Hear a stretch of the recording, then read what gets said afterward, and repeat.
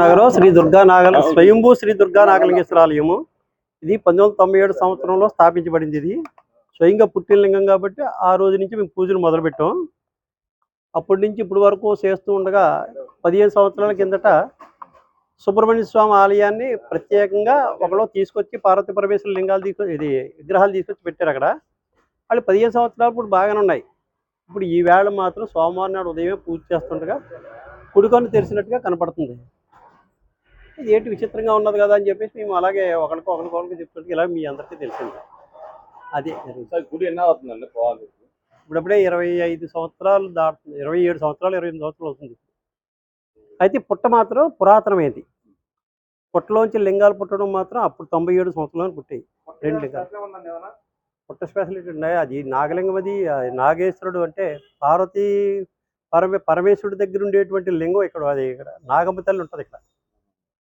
ఇక్కడ మామూలు నాగదేవతలు కాదు ఇక్కడ ఉండేది. పరమేశ్వరుడి మెడలో ఉండే నాగమ్మ అంటారు కదా, ఆ తల్లి ఉన్నది ఇక్కడ. అందుకని ఈ గ్రామ దేవతలందరూ ఆవిడికి పడగబడుతున్నారు అన్నమాట.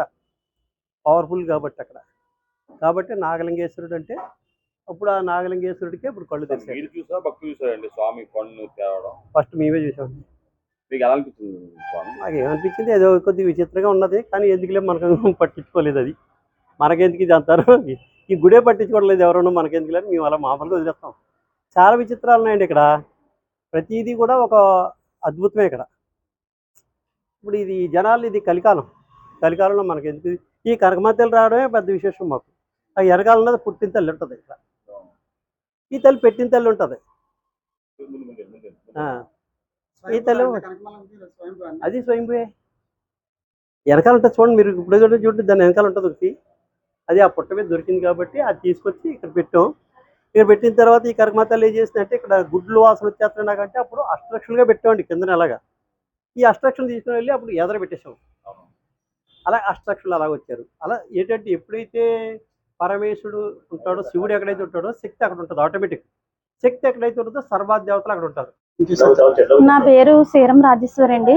నేను ఉదయం మార్నింగ్ ఇప్పుడు ఒక 9 కలా వచ్చానండి ఇక్కడికి. అమ్మ చెప్పగానే వచ్చాను. నేను ఇక్కడ ఎప్పుడు సేవ చేస్తూ ఉంటామండి, క్లీనింగ్ అన్నీ చేస్తూ ఉంటాము.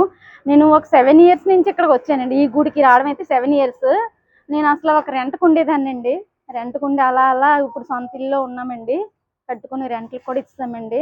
అంటే ఎప్పుడు ఏది నమ్ముకున్నా సరే కంపల్సరీ అవుతుందండి.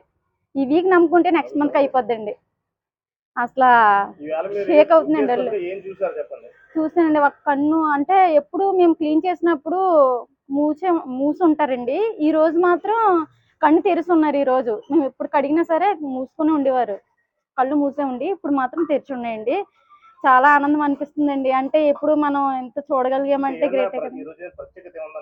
ఏం లేదండి, ఈరోజు సోమవారం కంపల్సరీగా శివుణ్ణి పూజిస్తాం కదండి. కంపల్సరీగా ఈరోజు అదే జరిగింది అనుకుంటున్నానండి నేనైతే.